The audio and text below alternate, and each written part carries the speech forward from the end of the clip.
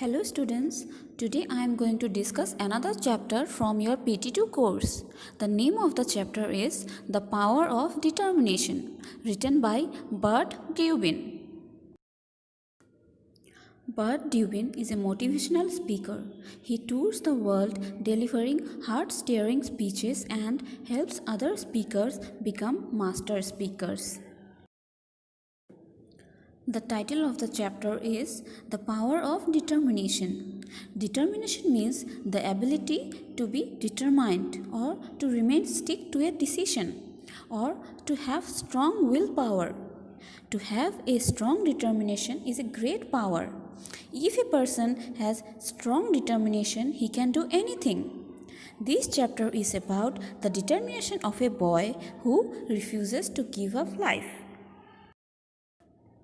The chapter The Power of Determination is an inspirational story of a boy named Glenn Cunningham.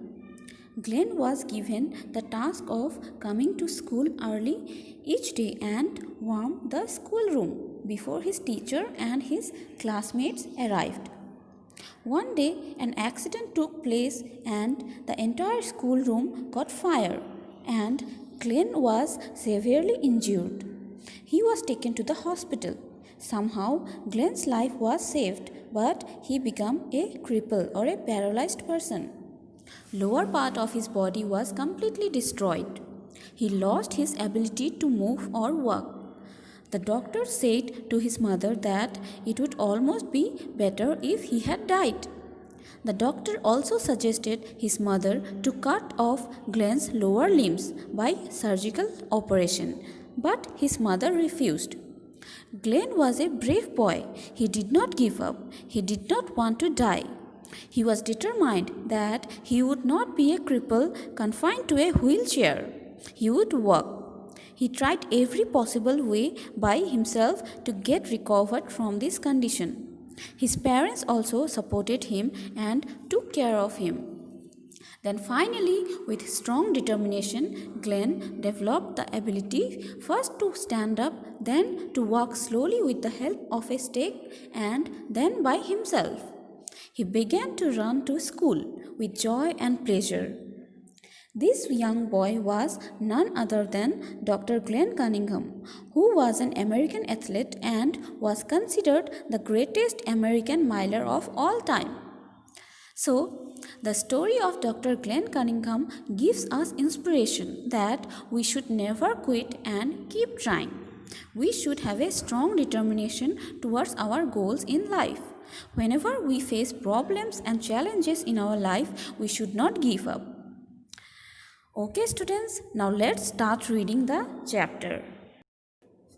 The one-room school was heated by an old-fashioned pot-bellied coal stove.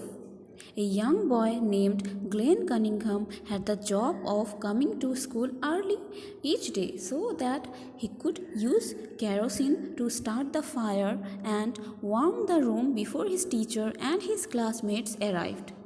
One cold morning, someone mistakenly filled the kerosene container he used with gasoline, and disaster struck. So here we get to know that there was a schoolroom which was heated or warmed by an old-fashioned pot-like coal stove. We all know that stove is used for cooking or heating something. So one old pot-like coal stove was used in a school for warming the room. A young boy named Glenn Cunningham had the job of coming to school early each day so that he could use kerosene to start the fire and warm the room before his teacher and his classmates arrived. This young boy, Glenn Cunningham, was given the task of coming to school to warm the room. One cold morning, someone mistakenly filled the kerosene container he used with gasoline and disaster struck. Gasoline is a flammable liquid. Someone mistakenly filled the kerosene container with gasoline. Glenn did not know about it, and unknowingly he started doing his daily job as usual to start the fire for warming the room. And then this disaster struck. The entire room caught fire and Glenn was inside that room. The class and the teacher arrived to find the schoolhouse engulfed in flames. Terrified on realizing that Glenn was inside, they rushed in and managed to drag the unconscious boy out of the flaming room more dead than alive. He had major burns over the lower half of his body and was taken to a hospital nearby. Engulfed means completely enclosed or swallowed up. When the teacher and other students reached the school, it was all engulfed in flames. Terrified on realizing that Glenn was inside, they rushed in and managed to drag the unconscious boy out of the flaming room, more dead than alive.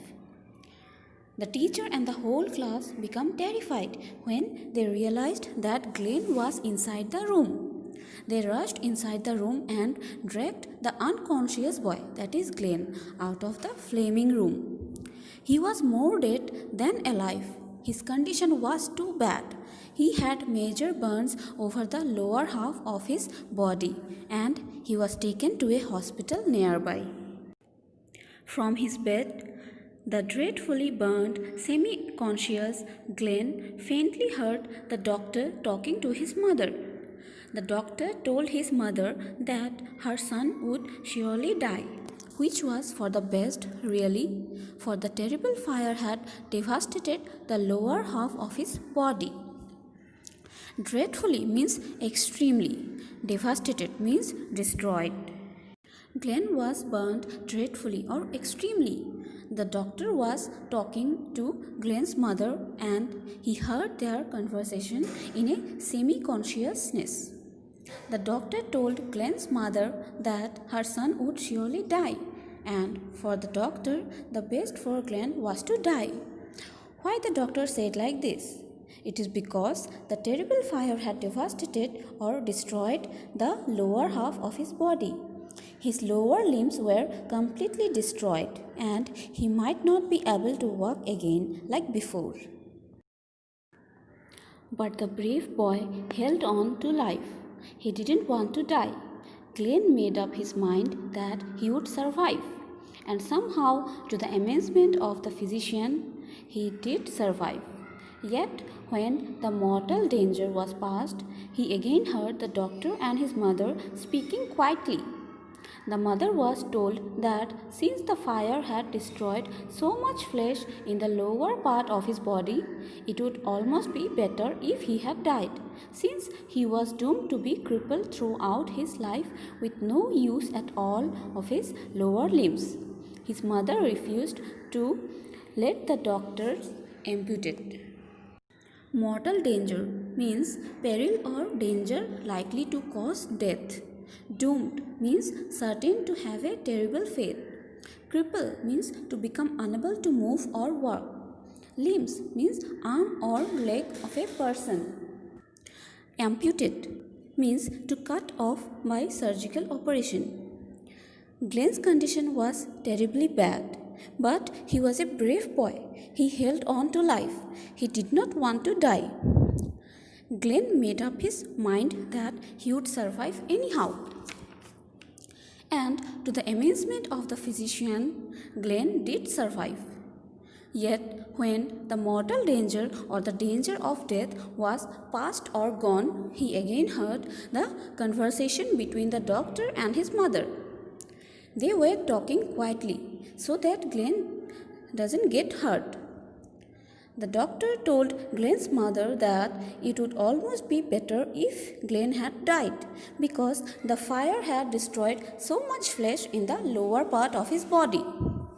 He was doomed to be crippled throughout his life with no use at all of his lower limbs. The doctor said that he would not be able to move or walk again. His lower limbs had become all useless. The doctor suggested to amputate or to cut off his lower limbs, but Glenn's mother refused. Once more, Glenn strengthened his resolve. He would not be a cripple confined to a wheelchair. He would walk. but unfortunately he had no motor ability from the waist down. His thin, scarred legs just dangled there, all but lifeless. Strengthened means to make or become stronger. Resolve means firm determination to do something. Confined means restricted within certain limits or in a small enclosed space. Motor ability means the ability to move. Scarred means mark with a scar or injury. Dangled means hang or swing loosely. So once again Glenn was determined and he strengthened his resolve. He decided that he would not be a cripple confined to a wheelchair. He would walk. But unfortunately, he had lost the ability to move from his waist down. His thin, scarred legs were just dangled there in his body, just hanging in his body. It was all lifeless. He could not move his lower limbs. Eventually, Glenn was released from the hospital. Every day afterwards, his mother and father would massage his little legs, but there was no feeling, no control, nothing. Yet, his determination that he would walk was as strong as ever. So, Glenn was released from the hospital and he came back to his home. His parents started taking care of him and supported him. Every day his mother and his father would massage his little legs, but unfortunately Glenn could not feel anything. However, his determination that one day he would walk was as strong as ever. He did not give up. When he was not in bed, he was confined to a wheelchair. One sunny day, his mother wheeled him out into the yard to get some fresh air. This day, instead of sitting there, he threw himself from the chair. Glenn pulled himself across the grass, dragging his legs behind him. So, sometimes Glenn was in bed, and when he was not in bed, he was confined to a wheelchair. One sunny day, Glenn's mother took him out into the yard to get some fresh air.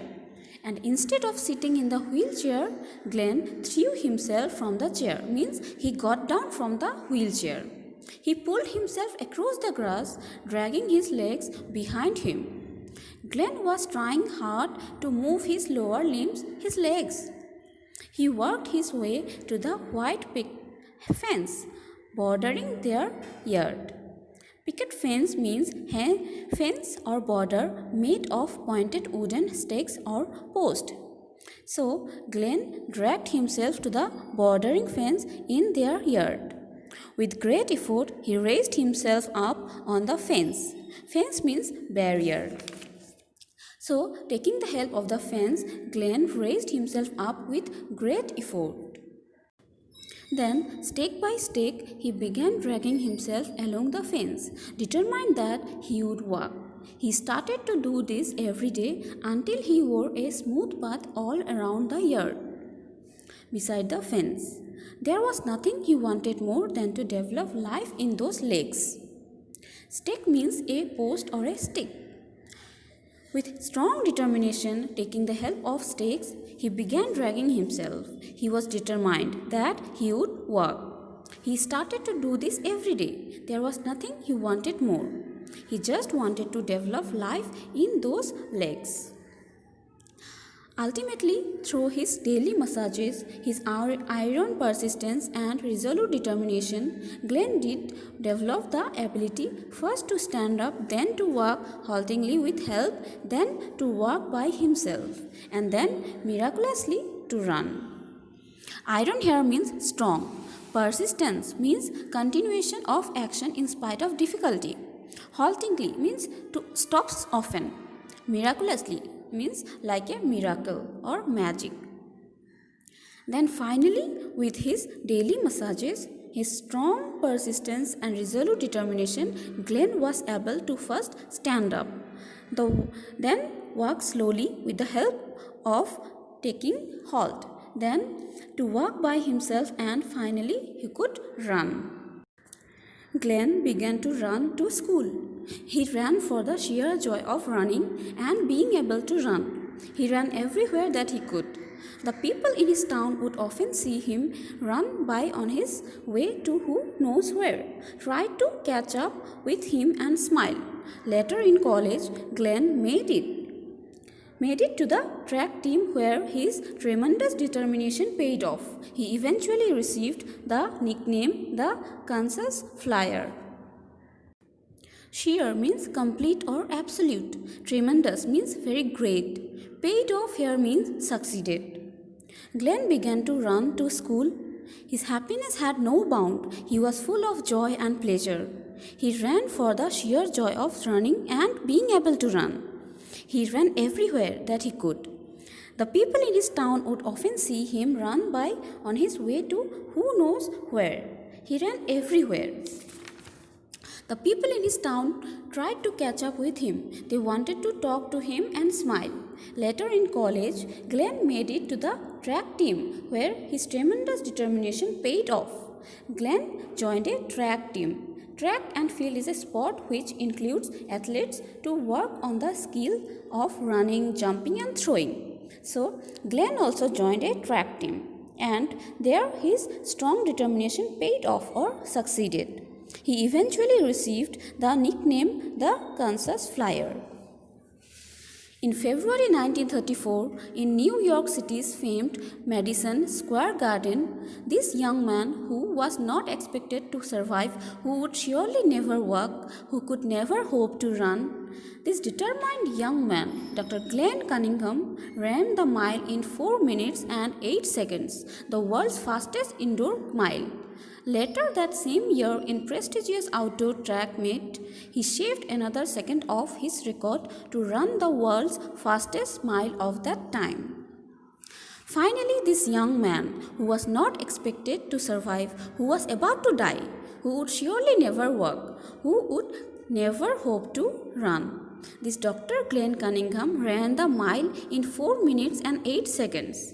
It took only 4 minutes and 8 seconds for him to run the mile, and it was the world's fastest indoor mile. Later that same year, that is in 1934, in a prestigious outdoor track meet, Glenn made another record to run the world's fastest mile of that time. So, here the chapter ends. I hope all of you have understood the chapter well.